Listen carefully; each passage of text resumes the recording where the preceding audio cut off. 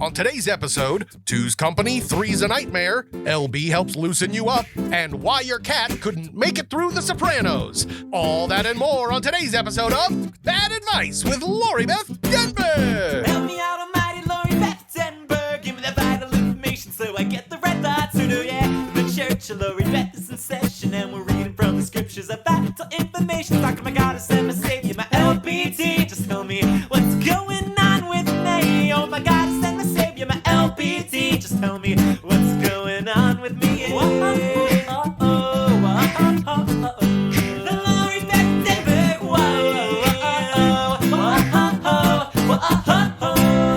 Hello. This is Lori Beth Denberg, and welcome to the Bad Advice podcast. With me, as always, is Clark Crozer. Hello. Hello, Clark. How are you? I'm doing okay, enjoying the Cinco de Mayo, Yes. and just realizing how wrecked and hungover you are from last night. That's right. When you celebrated. May the 4th. May the 4th be with you. May the 4th be with you. Yes. I'm sure all the nerds are exhausted. And tonight, all the irresponsible COVID deniers will be exhausted from getting drunk and licking each other and sharing tacos on this American-made, actually Mexican holiday. Yes, I'm sure there's lots of used, dirty slave Leia outfits on the ground today. Yes, exactly.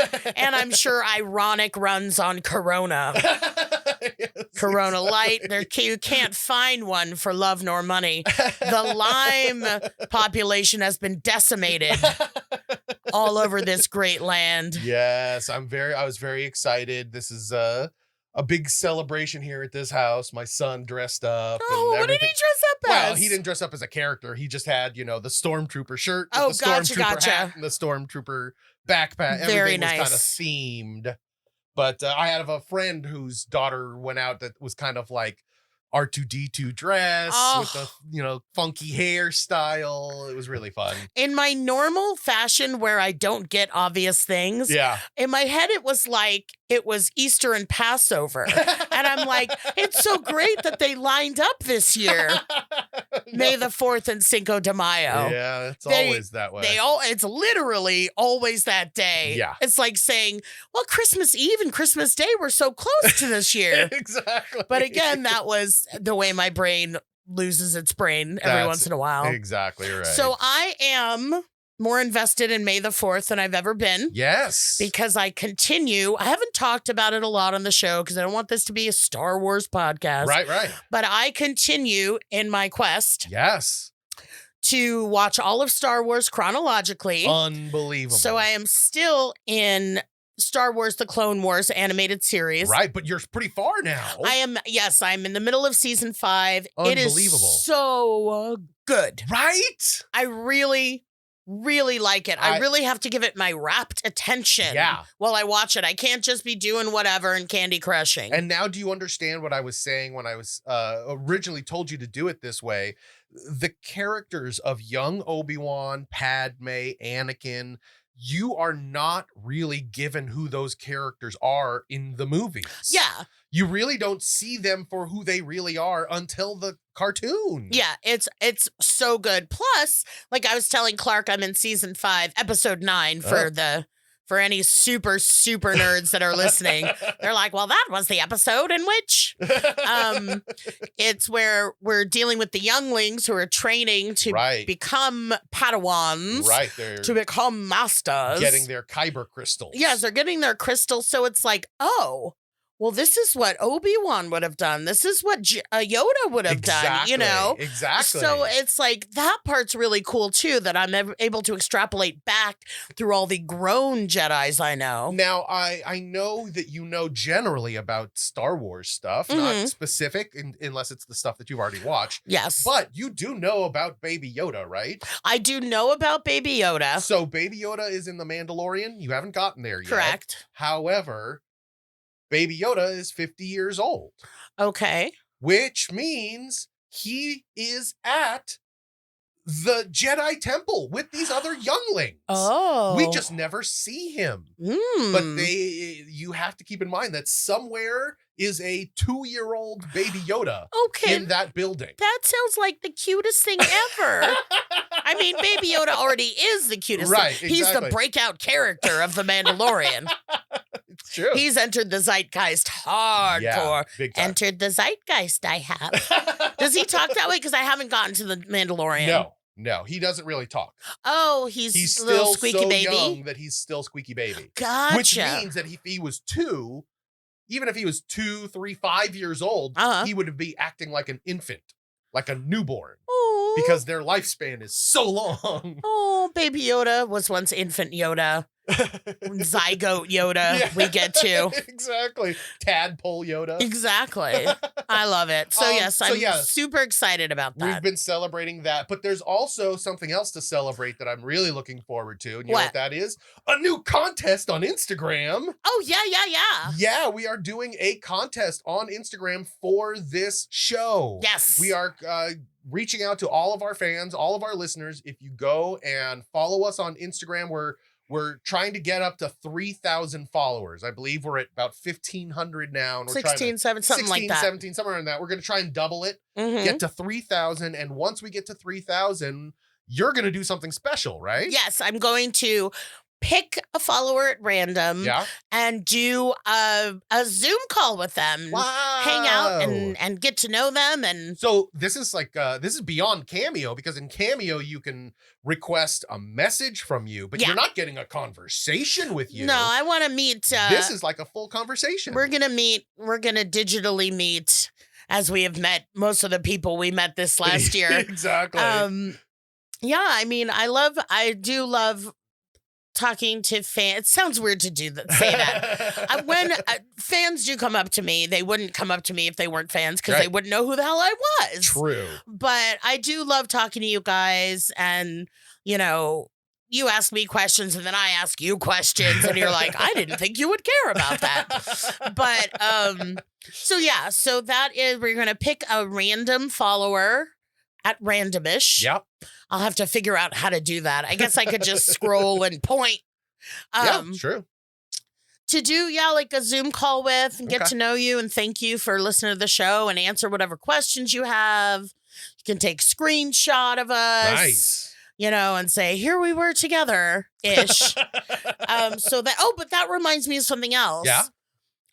Some people have been making fan art. Oh. Like some people have been sending these awesome pieces of gorgeous art. Wow. Of course, they're of me. Yeah, So of course. I'm not saying that's why they're gorgeous, but Lord knows my self-esteem hasn't rocketed thus far that much. But they're so cool. Yeah. And one is this kind of black and white. If you look at my Instagram at LB Denberg, Right. you can see them because I'm posting them all. Eventually I will get to post them all, but Yeah. there's, this black and white, almost looks like a comic book character of me, but it's really good. And then Yeah. someone else did this beautiful, like colorful 90s, style picture of me in the corn. It's actually based on a Yeah. picture of me in the corn in real life. Right. So fan art is like making my day. Absolutely. So if you have some talent that you are hiding under a bushel, unbushel that shit and send it to, there's a thingy. Oh, yeah. Lori Beth Denberg fan art at gmail.com. Oh, nice. There's- You also have to think, if there's probably also some musicians out there listening to us too. Maybe we do have, I personally think we have the best theme song of all the podcasts. I can't imagine that is not the truth. Right? So what we could also say, if you wanted to do a remix of our theme song, we would probably like that too. Yes. Send it to us. Or We'd just love a that. song based on what you've learned. Or send us a question in the form of a song. Perfect. Oh, I love that. We'll be like, well, the stanza of his question is a little muddled, but the bridge really gets the point across. All of a sudden, we're like reaching Lin-Manuel. Yeah, and he's exactly. rapping to us. Anyway, all of you out there listening, please join Instagram, send us your art, send us your music. We'd love that. But right now, I think it's been a long intro and we need to get to some questions. Yes. So we are moving on to question number 1. And question number 1 is from Ariella. And Hi. Ariella says, I know someone in my friend circle who is connected with an ex-boyfriend of mine who I am Facebook friends with. He lives in another state. And when I asked my ex, he said she DM'd him out of the blue. So I am the only connection between the two. I'm not jealous or anything. I'm happily in another relationship, and he wore socks with sandals. Ugh. So I've always gotten a little bit of a she is trying too hard vibe off of her. And I wonder if this is single white female situation. Is she a big weirdo and I should unfriend her? First of all, I made a noise, but I have worn sandals with socks. I don't think it comes off quite as like dad at the beach as, you know. Well, when it's on you. When it's on me, exactly. Yeah, exactly. So I'm super from the Valley today. I am from the San Fernando Valley, You where are. Valley girls come from. You are. So, Ariella, I don't know that you need to unfriend her or whatever. The whole point of social media really is meeting people. Yeah. You know. That you had 2 minutes of a relationship with yeah. 5 years ago. Exactly. No, but seeing someone else. Yeah. Like originally back in the day when you would first check in on Facebook, Yeah. it would show you other Facebook people that were there at the same time. Oh. So, and they stopped doing that, and that's smart. Yeah. Because you could just go up and be like, hey, didn't we go to school together? Person who I don't know, that I looked at your profile, so I have information about you. Right. You know, but yeah, that's creepy. the concept of social media to an extent is, joining these groups, meeting people that have the same interests as you, forming friendships, forming relationships. It's a less pointed version of like the online dating that we were talking about last week. Yep. So she can do that. She can DM a guy she maybe thinks is cute. Sure. If she knows that it wouldn't hurt you as Right. someone in her friend circle. Right. If this was a guy who broke your heart and all this, lingering stuff. And she was your best friend, in high school or something. Exactly. But to say, I'm not jealous. She's trying too hard. But if she's trying too hard with a guy that wears socks and sandals, what the fuck do you care? Yeah, exactly. So I don't know that she's single white femaling you. Yeah. At all. Yeah. So I would just say, no, you can let it go. If she gets weird about it, if whatever, Yeah. that's a different story. subject. Yeah, but for what it is, I know what it's like to be the one trying too hard. So as long as it's not actually affecting you negatively, let them socially network the way people are meant to socially network. Yeah, I agree. That's very good. Good advice. So let's move on to question number 2. Okay. Question number 2 is from Brad. And Brad has a very intimate question. Okay. Brad says, do you have any tips for a gay man to learn to bottom? I am super interested in receiving anal sex, but I cannot seem to bottom no matter how hard I try. I'm extremely tight. I pretend to be a top, but I really want to bottom and be dominated. What can I do to become more relaxed when getting anal? A friend suggested poppers, but I've never tried them before. Okay. That's Who's Brad? Brad? Fuck the poppers, Brad. An interesting choice of phrase was, I can't seem to bottom no matter how hard I try. Stop trying. There you go. Again, we got to get sponsored by a lube company, a lube company, a sex toy company, whatever. Yeah. Butt plugs come in every width, length, all this kind of stuff. Yeah. And it's for a reason. Yeah. I would suggest, first of all, you just want it so much. Right. So it's like, that's not very relaxing. Right. If I am sober, but I can really appreciate the concept of if you do that, having a couple drinks. Sure. Smoking a joint, whatever it Sure. is. Calming the mind. Calming the mind, calming the body. Yeah. But also, I mean, if your shoes are too tight, you got to break them in. Yeah. Yeah. And there's every size of toy out there. Mm-hmm. So start with something small. Yeah. And get used to use lube, do it up. But also this could be something, I don't know if you're in a relationship. I don't know if you're just having fun with guys, but you might want to, if there's somebody you trust, if there's somebody you really have a connection with, say, hey, can you help me with this? Yeah. And if they're into being a dom, they'll be like, hell yeah, I will. Yeah, absolutely. But, there's a, it's not just, you dominate someone and then throw them to the ground. Sure, There's the pre-preparation and then the aftercare of it and all that kind of stuff. Yeah. But yeah, and even if you're just doing it by yourself, Right. get the small, you can't just go to town. Yeah. Porn does not show any of the preparation. That's exactly Porn right. It's like, shove in that huge cock and pretend like you didn't spend, half an hour before the camera rolled getting ready. Yeah. And that is what happens most of the time. The magic of movie making. It is the magic of movie making. That's what happened just before we rolled on every scene on all that. Was a half an hour of just getting things ready.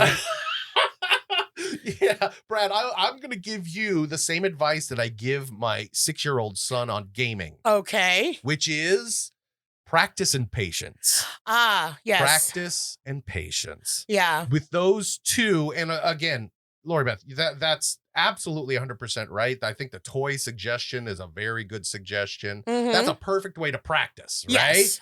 You don't need somebody else there necessarily. Maybe that could add to it, but yeah, that's an excellent suggestion. But I'm just saying, practice and patience. Well, yeah, that's the other part of you need to be able to relax. Yeah.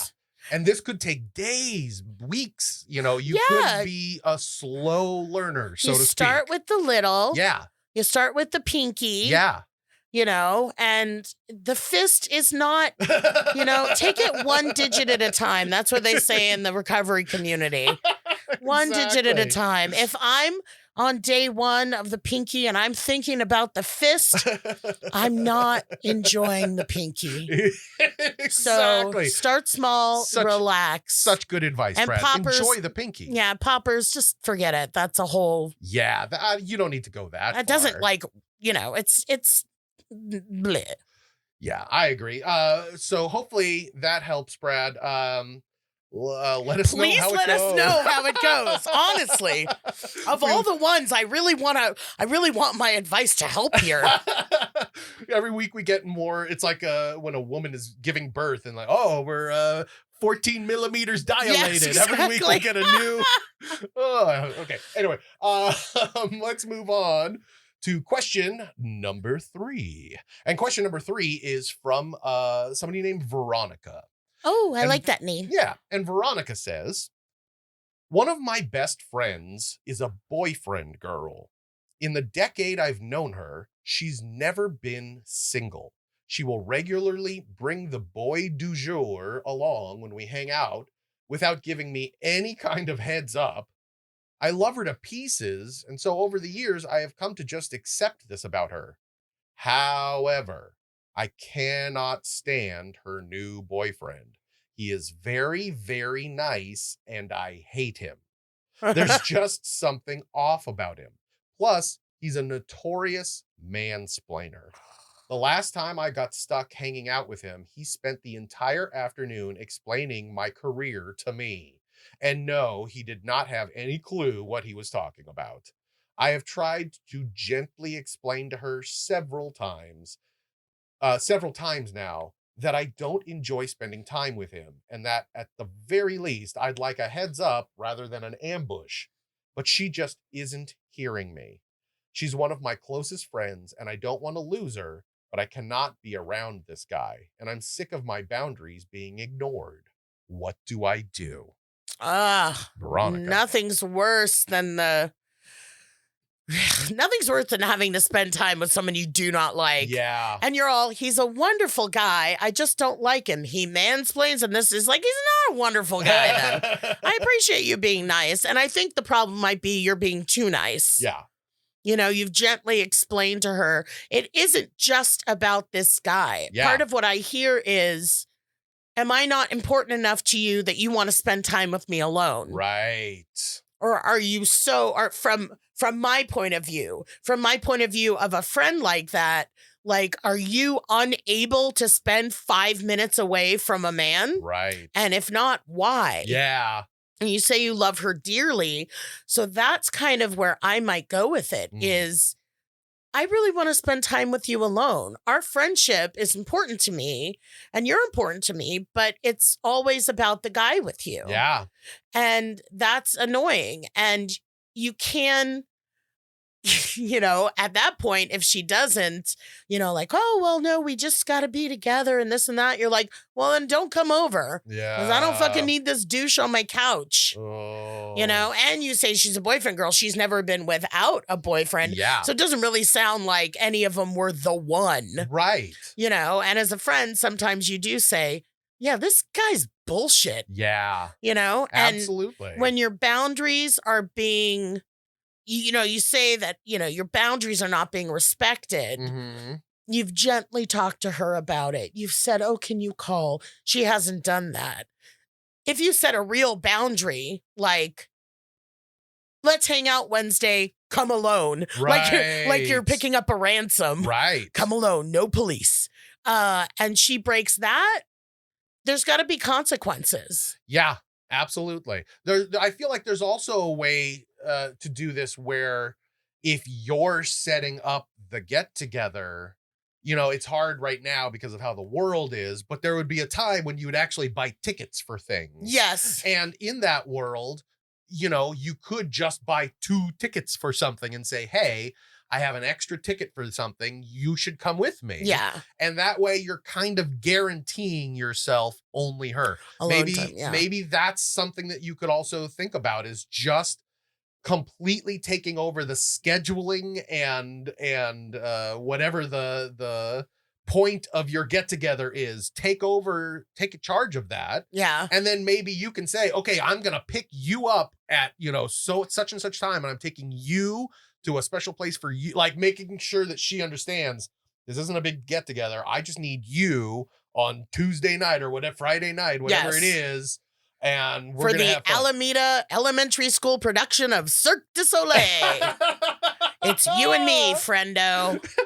Exactly. But yeah, I mean, yeah, you can do that. But if the bigger issue is if the bigger issue is you having to spend time with an asshole that you don't like. Yeah.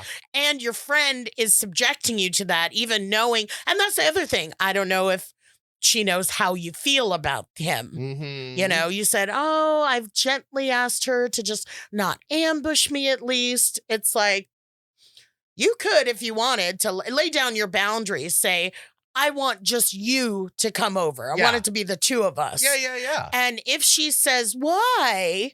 She's already not respecting your boundary. Mm-hmm. So say, your boyfriend's a douche potato and I'm not interested. Yeah. And I don't like you when he's with you, whatever the circumstances are. Yeah.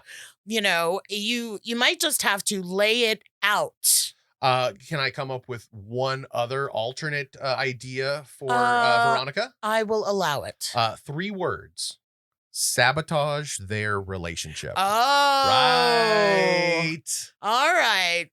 This is getting a little dark. I'm not saying you gotta kill him. You're not saying that. Veronica is a name that could like skew from cute girl next door to dangerous vixen. Yeah, right? Yeah. Femme fatale. Yes. So do what you got to do to protect yourself and your boundaries. And your friendship. And your friendship. But if she's completely disregarding what you need and want, she's not doing much. Friend. She's not being a good friend. Exactly. Yeah. So Good luck. Woo, I hope that helps, Veronica. I hope this was some good mansplaining about what you need to do with your life. Yeah, seriously. I really try not to explain. I try so hard. Okay. The fourth question of the day. I'm so excited. We haven't had one of these in a while. Okay. Is a phone call. Oh, I love the phone calls. Yay. And this phone call is from Lucas. Okay. Lucas, take it away.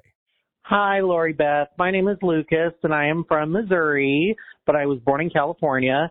Anyways, I have a whole box set of the Beverly Hills 90210 seasons, and I have a cat who just will not watch the show with me. I don't know if she thinks it's boring or if she just doesn't like any TV in particular. But I want to know, how can I get her to watch Beverly Hills 90210 with me, and how will I have her enjoy it? Okay. Right. That's Lucas. That's Lucas. Lucas, a lot of this has to do with the breed. Oh. Okay. Siamese cats love 90210. Interesting. They love it. Interesting. But you go for just a tabby, and they notoriously don't like it. They can't get over how much older Ian Ziering looks. or Gabrielle Oh, yeah. was like 35 when Yeah, the rest of them yeah. were 19. Sure. Tabbies sense that, and they just can't suspend their disbelief enough to watch it. Well, You look at it like a tuxedo little cat, they're more Saved by the Bell. They need something more, cartoonish, something lighter. interesting. Even though they will run into that episode where Jesse takes speed. Oh, yeah, of course. And that is, a moment for a tuxedo to really reckon with, that there's serious stuff in the world. Mhm. So I don't know what breed of cat you have. That's a very good point. Very good point. He could, honestly, it could just be a stray from the pound as far as you know. It could be. And then you have this stray from a hard background you don't even know, watching all these spoiled kids from Beverly Hills with all Right. of their problems. So what you're saying is for him to really figure out what the best show is for the cat, he needs to try and do a little bit of a marathon and show him all of the teen high school shows that are available, and that'll determine what kind of a cat he has. Yeah, well, the first thing I would do would be to go to catsfavouritetv.com. Sure. And because it has a breed by breed kind of chart. Right. That will Comparison. we'll take the shows across the top of it and the breeds down the side. Yeah. And match up, which one's best. Now, let me ask you this. Mm-hmm. One of the greatest high school comedies of all time, of course, being the Steve Harvey Show. Oh, yes. Which cat would be a fan of the Steve Harvey Show? Blind and deaf cats don't mind the Steve Harvey Show. No, cool cats. Cool cats? Kind of the not silver, but gray with the black stripes. Oh, yeah. Like my cat Sprinkles used to be. Yeah. They enjoy the Steve Harvey Show. Okay. They enjoy it. It's a little kitsch, Right. but they get behind it. Gotcha. Maybe Yeah. they go out afterwards and put on an oversized cat suit. Yes. Nice. So really look into the breed. If you really want, you can stick your cat in the carrier and put it next to you on the couch, Lucas, and pretend that you have a friend and aren't cruel. Or maybe try the newer, updated 90210. Oh, interesting. Right? Yes. The new class or whatever Or it was get a called. kitten and just train it from the outset. Oh, okay. Well, that's the solution. With the Clockwork Orange Right, things yeah, holding open its toothpicks. eyes. Exactly. Yeah. So That's all great. of that is great advice. Mhm, I love it. All right. Thank you so much, Lucas. Yeah. Support for this podcast comes from PayPal. Small business owners, turn your smartphone into a cash register. PayPal QR codes are the safe and easy way to get paid in store, and they deliver the same security and trust PayPal is known for online, in person. Even if you're a cash-only business, with PayPal QR codes, you can accept credit or debit with everyday low fees. There's no additional hardware or software needed. Generate your unique QR code from the PayPal app and display it on your device, or print it to display in store. Customers scan your code with their PayPal app. You only need your smartphone. Learn more at paypal.com/us/getqrcode. This episode is brought to you by Simply by Frito-Lay. You have enough on your plate. But now there's one less thing to overthink with Simply by Frito-Lay. It's your favorite Frito-Lay snacks with ingredients to feel good about, like Simply Blue Corn Tostitos, sea salted Ruffles, and white cheddar Cheetos Puffs. All made with no artificial flavors or colors. So enjoy what you love and look for Simply brand snacks online or at a store near you. Let's peel back the curtain and go behind the scenes. Okay, welcome back, everyone, to the show. I am super duper excited. I was just going to say I was super excited, but it is super duper because we are about to meet, well, I've already met him. You are about to meet Jeremy Balon, who is the producer and editor and beauty brains and brawn behind this podcast. Yay. None of those are right. None of those descriptors are correct. So I met Jeremy through Danny and Mike and being on their podcast and then doing a little tour with Danny, Nostalgia Personified, that Jeremy is also part of the cast and the producer of. So I just got to love me some Jeremy. And then we, started this up and now he can't get rid of me. So Jeremy, and he'll tell you, Jeremy, I know you do a lot of different podcasts. You're a producer. You work in television and movies. Tell us a little about yourself. About the glorious life that is Jeremy. Well, yeah, I do. Well, hello. Nice. It's an honor to be on here. Obviously, we created this little morsel of a podcast thing, and now look, 26 episodes later, here we are. Right. Who knew? Right? Who knew? But as LB said, yeah, I do the Adventures of Danny and Mike podcast on the Last Podcast Network. So we've been doing that for about 10 years, almost 8 years. Wow, really? Yeah, long time. 2013. So we're getting up on 8 years, I guess. Yeah. But 9. I can't do math. Math was not one of those descriptors. Yeah. No, that just means you're the beauty and brawn. Yeah, exactly. As you continue to disappoint us, we will take those monikers off. Yeah, I'll pop this shirt off right now and prove it. Please, me too. No, but yeah, so I've been working. Danny's a good friend, probably my best friend in the world, one of them, and so we've been writing and creating and doing pod stuff and shooting dumb little sketches with our group called Man Boobs, which was sort of what we did, put a lot of time into back in the day, and then that sort of transitioned to podcasting. So lucky enough to do a touring show where we toured the country, and we lucky enough to have LB on a whole leg where we did. I think we did both East Coast and West Coast, right? And Florida. Yeah. Yeah. So that was the best. That was the worst. Well, okay. I was about to say that was the worst thing about the pandemic. No, there's 600,000 worse things about the pandemic. Yeah. But as far as just what the quarantine did, that was the thing that I was enjoying so much, was going out on the road with you and Danny and doing all that so Nostalgia Personified. And so that was like super the bummer thing that I had to give up. Yeah, we had such a good head of steam, and we were doing a lot of great shows, and people were loving it, and unfortunately the world paused. But and we would take turns giving Danny shit. And then there was one magical night that we should definitely talk about. I don't think anybody's heard about this except for if you were at that show in California. Long Beach. Long Beach, California. I believe it was the day after I met you for the first time, because I went and saw one of you guys in Hollywood. Yeah. And you were both steaming from the night before. Oh, that right. It was the next night because Danny was so well. Tell the story. Yeah. Well, as it happens, sometimes LB knows this, but sometimes I think people when they see you and you're like a huge influence on their childhood, or just a celebrity of some sort in a bar. Anyway, basically the owner just took it upon himself to get Danny smashed, and obviously Danny didn't put a stop on it or a kibosh on it. He just kept drinking these really gross. Well, I don't even know what it in. was. I gotta break in for just a moment and say that the owner was a gross douchebag to start with. Yeah. He said some stuff to me that I was like, we just met and you're disgusting.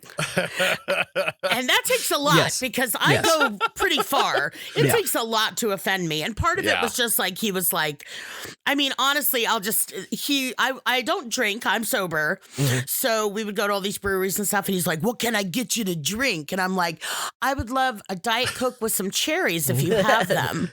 And he goes, oh, I've got these blah, blah, blah cherries. He goes, they're so good, they're going to make you come. We had known each other about 14 seconds. Yeah, we had known each other about 14 seconds. He is a gross old guy. This wasn't a fan from Nickelodeon, That's hopefully. true. That's true. Yeah. So then this guy keeps giving Danny some weird like Italian liquor, wine, something. Yeah. And Danny is not saying no. Yeah. And He's trying to be very, Oh, yeah. very appreciative of the hospitality. He is drinking out of that chalice. He's like, I think he's whatever. Well, sometimes we do drink, and sometimes we get a little buzzed or a little drunk at a show or whatever. That's all fine. But this guy would not. We were like on stage at some point. And we're like, let's get him some coffee or something because he's starting to slur. He's starting to pick fights with people in the crowd. Somebody in the crowd was pointed at some point, and Danny was like, I bet you don't even know Petunia had legs. Because You everybody think thinks she's a mermaid. You think she's a mermaid. At this point, just to give you some idea, Danny was like blacked out, basically. Yeah. He did not know what was going on. My favorite thing is because Jeremy is like super chill, mild-mannered, really caring person. And Jeremy's on stage with me and Danny while we're doing the show.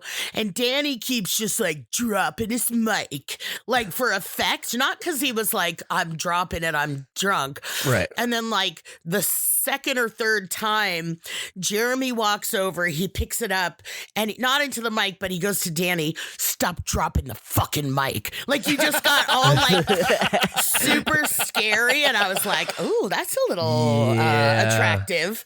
But it was very rough. That was the beginning of the rails, going off the rails. And then it got, I mean, everybody has those nights, and he felt horrible that next day. I think, Clark, you remember that. But I do. But so He apologized to me, and I wasn't there. right, you weren't even there. You know what was really cute though? Take it. In this interview with Jeremy that I'm just talking through, the next day we were at the Tim Burton bar. What's it called? Yeah. Yeah, it's LA. It's in LA. It's in LA. Some Tim Burton Beetle themed House bar. or something? Yes, I think the Beetle House. Beetle House. And so Danny does come in so embarrassed and so remorseful. And he slinks in. Yeah. He was just like, he even sat me down and was like, I'm so sorry, that'll never happen again. And then we're there, usually the boys will have, we do a lot of breweries. We go to a lot of breweries to do those shows. They'll have a beer or two.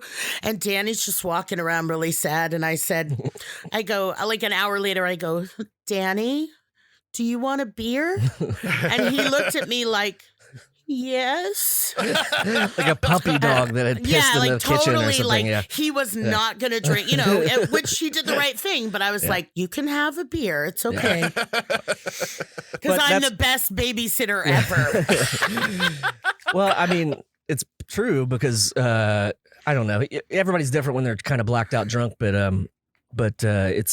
he's one of our closest friends, and you want to take care of the guy, and you don't want him to do something crazy. So part of my anger was just like, slow the fuck down, man. Yeah. LB and I will finish this up.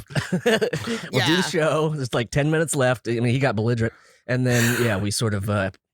We acted like pros and finished it off. So. And Jeremy has the footage of that show, the audio. Audio, we have yet to use it against. But enough about Danny's intervention in absentia. Yeah. Because you, Jeremy, have a lot that you do, and I want to share that with the world. I do. I obviously Bad Advice is on the Seltzer Kings network, which is a network that I helm. And we basically started with a few smaller podcasts and have trying to build a network. And I don't know. So I do that. I have a lot of like podcasts on a weekly basis that we put out. And then, I do one of my own called Going Dork, which is about oddities and UFOs and the the lighter side of life and conspiracies. No QAnon shit, just the good kind of conspiracies. Now, are you like super into that, or are you skeptical, I love it. or what? I love it. I watch every show. I've been since, as long as I can remember, I've loved like sci-fi and aliens and the thought of like, oh, we're not alone. And I think the I made a revelation on our last podcast where it was like, I feel like by June 1st, we're going to something relating to UFOs or life on another planet is going to unfold. And I think they're going to tell us that they have some crafts from another world they found either in the 40s or continually from the 40s till now. And like some neat alien basket weaving kind of stuff. Or like metals that are not cataloged or unknown, or like that can change shape, and like I think that's kind of the supposed gist. And there's a whole thing of like, we talked about it on my last full episode, which was just about UFOs in America, and it was just sort of a wide scope view of theories. And one of the theories is that we sort of signaled them with our nuclear wars. And that because they're much more highly advanced than us, that they're seeing that we're about to destroy ourselves, and they're kind of swooping in to like save the day. So that's a theory. Or I would swoop in to loot our shit after we killed everybody. There you go. I have a nice They're like, house dude, there. there's so many DVDs. Abbey Road is just like the new Seltzer Kings studios. Yeah, exactly. I'm shocked that there's been a camera on Mars for months, years now. And yet there's still no Bigfoot footage. There's still no, if you look at frame 16 and you look at frame 24, there's something moving back there. Like, there's I'm a lot waiting of for that. Where there's supposed to be some little blur on the camera and it's a Martian or something. Yeah, I mean, it's all fun and games to me. I don't... Obviously, I haven't seen a UFO per se or been, invited, but... yeah, it's just a fun, like, I just love the culture of the whole thing. It's kind of like a funny, a lot of it's bullshit, but then some of it's like, oh, well, there's a lot of science behind it and a lot of research and people actually really putting time into this and not just like shrugging it off as something. So are you a student? Like, have you gone through Project Blue Book? Oh, yeah. All that kind of stuff? Okay. Oh, yeah. All the big things like, the Skinwalker Ranch stuff, I've been, huge on that for a while. And obviously the show came out and it's pretty good. But and there's just all over the country, there's weird, like sightings of like things crashing and then military showing up. Yeah. And like, from Kecksburg, Pennsylvania to like clear in the 1800s, at the turn of the century, like there was weird sightings in the newspapers of things that people just couldn't explain. So who knows? Probably some dude and his drunk buddy, just fucking around with Bigfoot costumes. But it's still fun to imagine. Definitively, in this moment, please tell me, E.T. the Extraterrestrial, based on actual events or fiction? I think fiction. I think that one is fiction all the way. Okay. Yeah. I think that's Steven Well, Spielberg. look who I have here. Our next guest. Yeah. It's just the kid. It's just, what's his name? Elliot. It's just Elliot going like, dude, everyone knew I was real to start with.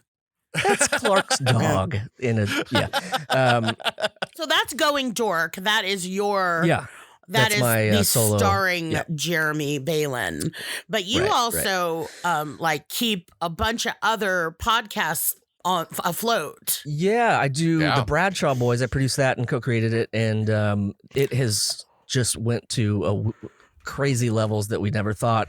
All of the actors have been on in some capacity, the director, the creators, like they have a really good in with a lot of the gals now, and I'm hoping they get a cameo in the new series, but I don't know how it's gonna work.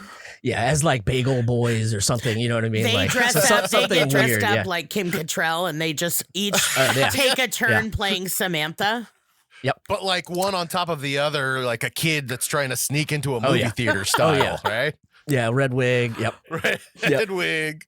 And then just saying like very sexual things, like the Bradshaw Boys. They have a lot of those goodies, but So that's something I do on a weekly basis. And what else? So one other thing, I mean, there's a million things about you to talk about, Jerbo, but one thing that you and your lovely lady Marla, who I love 100 times, have been doing since the pandemic and quarantine started was you have been fostering old dogs, elderly dogs, and really giving them super love and really great care. And then they can get adopted to a forever home. So yes, that's part of what I love about you so much. Yay. Yeah, we just saw the opportunity in the beginning of the pandemic of being like, hey, we're going to be inside. And we kind of knew like this is going to be a year. We're going to be locked up for a year, like just to get over this. So we both are huge animal lovers, and I have a dog daughter with a friend that I sort of co-parent or watch when I have, when she needs. His dog's name is Muppet. Clark. Wow, how very wide range of a name. You wouldn't go specific for a single Muppet. You're just she's very classifying it as Muppety. all Muppets. Yeah. Well, and what type of dog is Muppet? A dog. Muppet is a cavapoo. Yeah. No, is she Cavalier or a Cocker Spaniel? Cavapoo. So she's Cavalier Poodle mix thing. Yeah.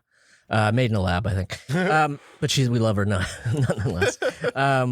No, but yeah, so we thought, that would be a great idea to sort of help get animals out of the cages sort of during the pandemic, especially if there weren't as many people to help and yada yada. So we've worked with Second Chance Rescue for the last year and a half in New York, and they're just an amazing rescue. And we were all about like giving them homes and love, and for as much as we could. So, I recommend it to anyone. I love Muppet. She's a designer dog. I love her. I would never tell this to her face, but if you can adopt a dog at your local shelter, it's such a better thing to do. Yeah. There's so many dogs in need, and they're so special. And yeah, I recommend Second Chance. They're amazing. Excellent. All right, Jeremy, I have one last question. Okay. Where's the girl? She's been missing 4 days. You were the last one seen with her. Listen, I know my bathroom's been recently bleached, but that is there's no correlation there, I guarantee you. You can't bleach a mattress. Yeah, the sirens. True. You can't bleach a mattress. I saw on SVU. Yeah. If you cut it open. I don't know why I'm giving you tips. Where's the girl? Yeah. Well, depending on which one we're talking about, Marla's in Florida with her family. Yeah, so that's right. She's hanging out with them, and then that's the only girl, I'm using air quotes, that I come in contact with on a daily basis. So okay, fair enough. That's it. And I must have gotten your life confused with an episode of Criminal Minds. Okay. I think that, you know what, I do think that's what happened. Sure, happens I'm all sure time. it was. Yeah. That's all right. It's all good. So I just want to end by saying, if you love this podcast, you have Jeremy to thank in large part for that, and I appreciate you more than a million. Me too. Well, it's very nice, and I appreciate it. And yes, I've worked very hard, but I think it's a three-headed machine, and I love what you guys do. And the history between you guys just makes this podcast and the relationship. So I think you guys do a great job, and I can't wait to do an episode in LA with you in the sunshine, and I can't wait to see what all of these. I think you're helping so many people. Yeah, I know it's a joke, kind of as the bad advice, but there's so much good advice in there, and there's so much life experience that you guys pass on to people that I think is very important, especially in times like this. So I will say, for the people out there that listen, thank you for doing that. Thank you. Yeah. Thank you. Okay, babe. All right. Thank you. Thank you so much for everything you do and for showing us Behind the Scenes. All right. Well, that was so much fun. I hope everyone out there now, you can all more clearly understand what's happening behind the scenes here at Bad Advice. But let's move on to our final question of the podcast. Are you ready for this, Laura Beth? I am. All right. Here we go. This is, once again, I am happy to say, yet another phone call. Very excited. This is a phone call from Alex. Alex, take it away. Hi, Lori, Beth, and Clark. My name is Alex. I'm from Wisconsin. And I was calling to get your advice on how to cope when you're in a really bad depressive episode. I find that sometimes I just can't get day-to-day tasks done, whether it be laundry, dishes, housework, that sort of thing. And just looking for advice on how to get those things done when your brain just is not letting you do that. Thanks so much. I love the show, and I hope to hear from you guys. Thanks. That was Alex. Alex, first of all, nobody's going to be surprised at what I have to say. If you have not already, go and see a doctor, go and see a psychiatrist. Yep. If you are having this deep of a debilitating depression, you need help. Right. You might need help. I shouldn't tell anyone what they need. You might need help. You definitely might need medication. Yeah. I've spoken on the show before about how I'm on medication, how I've gone off it and saw the difference. Right. And, so if you have not, Alex, reached out for help from a medical professional, Yeah. please do that. Absolutely. If you already have, call up that call up the doctor or psychiatrist and say, we might need to augment my pills. Yeah. We might need to augment my medication because I am just drowning. Yeah. And you are sick. This is the problem with depression, and it's stigmatized because it's kind of like, we're getting better with it now. Yeah. But, a lot of people are like, just snap out of it. Just get up and do it. You're just lazy, whatever. Oh, everyone's got problems. And Right. I've heard that. A lot of people have heard that. But in my personal experience of exactly this, you are sick.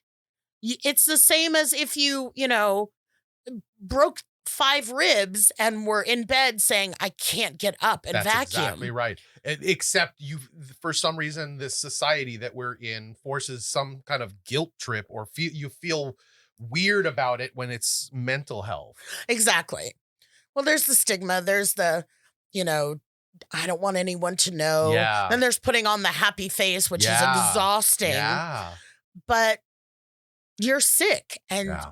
you can't do all the things, not even all the things you want to do, all the things you think you should be doing. Yeah. Here's what I've done in that situation. Well, I have reached out to medical professionals. I have reached out to my doctor and said, I think we need to look at my meds. I have done that. I have called friends Yeah. that have come over to my house and done my dishes. Yeah. Because my friends understood and understand what's going on. Yes. And not only does that help, get the dishes done, it's not something I'm looking at and feeling like a failure about every time I walk anywhere. Right. But also, I got this care and love from a friend of mine who, wants me to be okay, who wants to help me, and came over to do so. And that's just not that it's like, whoa, what a pick me up. Right. It's not going to break you out of your depression, but No. it might be enough to crack the shell a little bit. Maybe. And give you yeah. a little bit of space to kind of get yourself to a better place. Yeah. And even if that, I've talked before about when I lost my health insurance and I went on, I'm going to get really deep and talk about this briefly. Okay. I've spoken about two times that I went off my medications. The one that got extraordinarily dark was when I lost my health insurance. So it was not my choice to go off the medications. Right. And I didn't realize in time, I could go to the county, I could go to other resources. Right.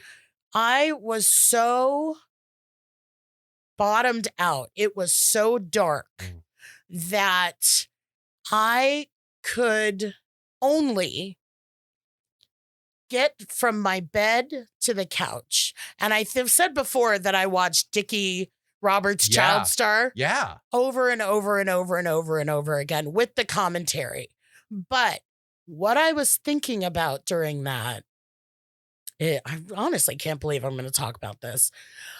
I would think about how sad David Spade seemed and how his best friend Chris Farley is dead. Yeah. And I would think about Chris Farley alone wherever he was in his apartment when everybody left and then he died. Yeah. I would think about that constantly and relate to that as someone who was really fat, someone who was, I'm an actor, I'm the Right. goofy comedian. Everyone thinks I'm so funny and hilarious. And I know I'm sitting on the couch thinking about Chris Farley that I identify with so much. Right. And that's what I did. Yeah. For weeks. Yeah.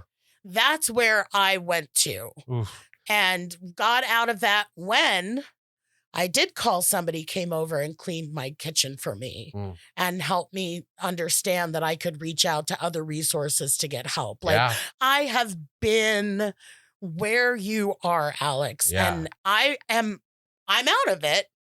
I mean, I'm not extraordinarily happy. Right. For but, now. Yeah, but I have not watched Dickie Roberts' Child Star since I got back on medication. Really? Interesting. Yeah. No, I haven't, but I mean, that was just such a vivid memory, but it's like a month-long memory. Yeah. Where it's like, that's what I did. That's what I was thinking about.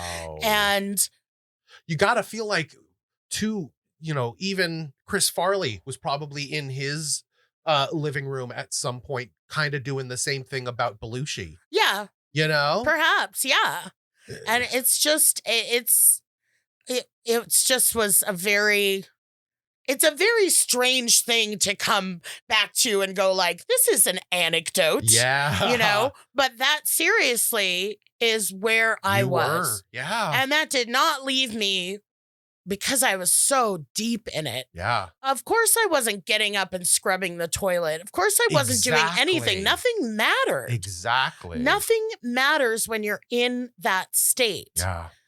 But you're still left with that little voice saying, well, you should be doing this. Yeah, Everyone why else aren't you can get doing up and this? do their laundry. What's wrong with you? Yeah. Because we want to just blow off. You want to be normal. Yeah. You want to be normal, but you also, I would tell myself the same thing. Yeah. Like, can't you just snap out of this? Like all the voices from other people that haven't experienced that. Sure. If you haven't experienced it, you don't get it. Yeah. And I'm super happy for you.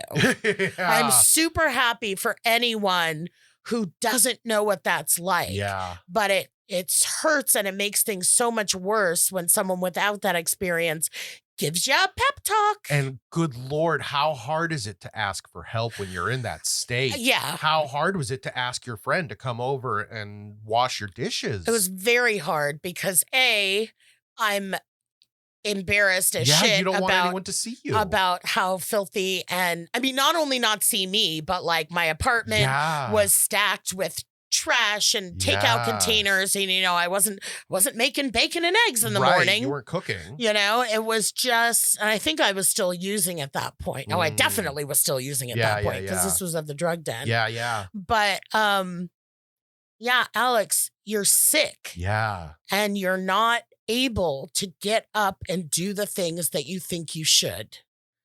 And you should not be embarrassed about that. That should not be something that makes you feel guilty or upset.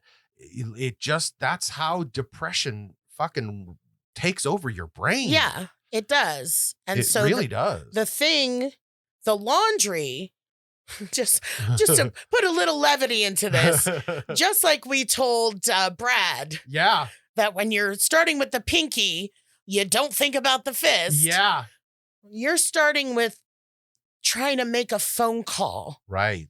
To someone, anyone, whether it's not anyone, don't pick randomly. Seriously. But you can start with making a phone call to a doctor. Yeah. Or to a friend. Yeah. who can help you call a doctor. Yeah. That's The laundry is way down the road and not 100%. fucking important. so true. Yeah. So true. And you could call a friend to come over, not to do the dishes, not to do laundry, just to sit there with you, just Oh, to yeah. be there with you and talk with you. Any step you make, however small, toward getting better, because all of that is you wanting to get better. Yeah. Calling anyone, calling the doctor, calling a friend, all of that is these huge steps Right. that people think are, this infinitesimal, moves. But when you're starting out, you can't lift a paperclip, Yeah. let alone, the laundry basket. Exactly. So anything you're going to do to start out is going to seem small, is going to seem like, well, I should be doing the laundry. It's like, you cannot do the laundry. Again. Alex, I forbid you to do the laundry. Again, going back to your comparison, if you got into an accident and broke your ribs and you were bedridden and the doctor said, okay, don't get out of bed for the next 2 weeks other than to go to the bathroom, Mhm. you wouldn't be doing laundry then either. Yeah. Right? You're not in a place where you can do random chores around the house. Yeah. And of course, everyone needs to do chores around the house. If you live in a house, there's chores to be done. And Yes. unless you're rich, you got to do them. Yep. So it's gonna, everyone has that. It's gonna be there when you're ready. When Yeah. you get to your place where you're able to do it. My wife doesn't have that bad of a depression issue, but she does have a hard time doing laundry sometimes because she's so busy, because Yeah. she's got other things, she's got a lot of important things to do. And you know what? Sometimes you pick up a pair of pants off the floor and you smell it and you dust it off and you put it on and it'll be fine. Yes. It'll work for another day. Yes. The laundry is so meaningless. It really will still be there whenever you're ready to do it. Yeah, I'm not that great at just getting shit done either. And the amount of crotches of clothing items I have smelled just today, honestly. I was putting, because I do my laundry and then I don't put it away. And then I use more laundry and I'm like, which is which? Right. So I was going through it trying to see what was clean and should be put away. And it was just crotch snifferama. So that is you're speaking my truth. Clark, when you said that, I felt seen. Good. And I'm I glad. felt smelled. Well, Alex, you gotta make a phone call. Yeah. You made a phone call to you us. did, and that was fucking great. You made a phone call to us. It just occurred to me. Yeah. Make one more phone call. Yeah. And that can be your choice. Yeah. Dealer's choice. To a doctor that you know. Yep. To a friend. Yep. Who might be able to help you. I do that all the time. Yeah. I'm like, can you just come over so I can make these calls? Mhm. I do that for other people. Right. Not in this I mean, I have helped plenty of friends in This state this of kind mind. of thing. But even if just somebody's overwhelmed, I have so much to do, I can't sit down and do it. I say to them, okay, what do you have to do? I need to fill out these 3 forms for my taxes. Okay, fill out one and call me back. Yeah. And that's how it works. And then they call back and they say, I did it. And I said, okay, fill out the next one Yeah. and call me back. And that works for a lot So of great. stuff. And then they might call me back and I'll say, now you get to go on Facebook for 10 minutes.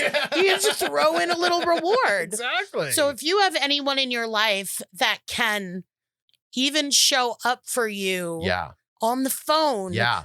that will be enough. That Yeah. will be an accomplishment. Also, if you are in a similar state to where LB was when she was hitting her worst point, maybe you don't have insurance, and we live in a stupid country right now that doesn't feel you deserve it. Yeah. Whatever. If you don't have the insurance, if you don't have the ability to pay to go to see a doctor, then you should call a friend, and they will, I'm sure somebody can find out a way for you to see a free clinic, Go to a place that doesn't charge. There are places, Yes. even if you don't have insurance, that can help you. Yes. It'll be hard for you to figure that out. If you are in a depressive state, you Yeah. might not be in the mindset to search. I didn't. It Yeah. was my friend that came over to help me help do with the my dishes. dishes. She's the one that told me before she came over, here's somewhere for you to call. See? And I called. That's what you need.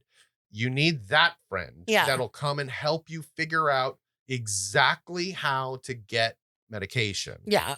If you have medication, if that part is already done and you are that, you've checked that off the list, then yeah, maybe you don't need to call a doctor, Yeah. but I feel like you certainly still need to call a friend. Friends Yeah. are always a good solution Yeah. to this Although kind of a she might be problem. depressed because she doesn't have friends. So Well, I don't that's want to true. put that on you. Yeah. But I will say, as Clark just said from my own experience, look up your county website. Yeah. I think she's from Wisconsin. I Yeah. almost said, go to wisconsincounty.org.gov, but that's not a thing.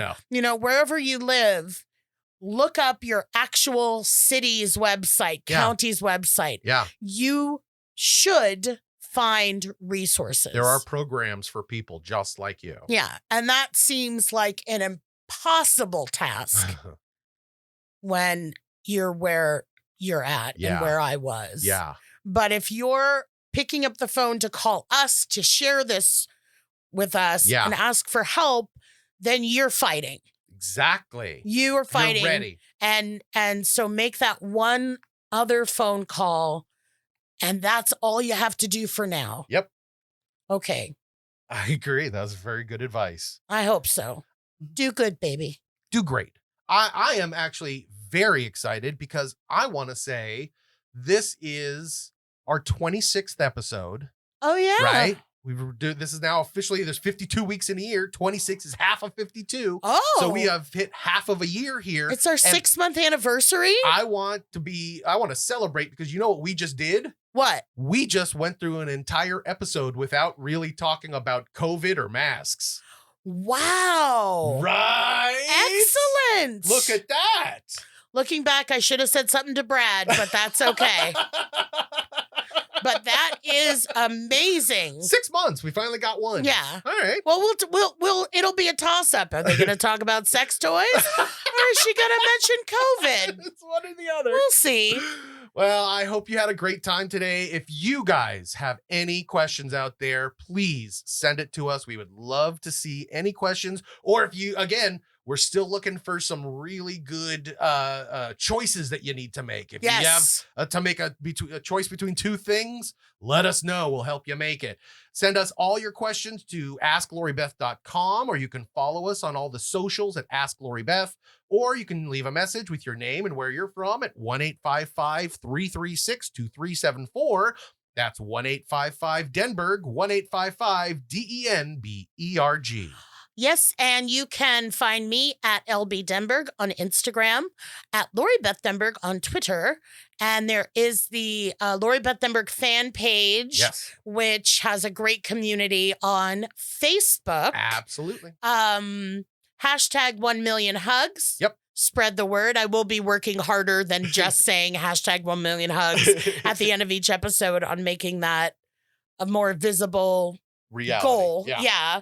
And if you want to get a personalized video from me for a loved one or for yourself or for your dogs, I have gotten ones for people's dogs. Oh, nice. They say, can you tell our blah, blah, blah, blah, blah, blah, happy anniversary or, to their doggy dogs? And I'm like, this is the cameo I was born to make. So you can book me for that at cameo.com/LoriBeth. Yeah, and don't forget, we're about the contest on Instagram. Please subscribe, and who knows, you might get a personal Zoom one-on-one with LB. I'ma zoom you so hard. And don't forget to send us any fan art or remix themes. We love you guys. Thank you so much for listening. Talk to you later. Bye, guys. Thank you. Bad Advice stars Lori Beth Denberg and Clark Crozer. The show is produced by me, Jeremy Balon, and part of the Seltzer Kings network. Our theme song is written and performed by Natty Ward. If you or someone you love is in need of some bad advice, you can submit your own question on our socials, all of which are Ask Lori Beth, or on our website at askloribeth.com, or for a nostalgic twist, you can call 1-855-DENBERG. That's right, 1-855-336-2374, and leave your question there. Thanks for listening.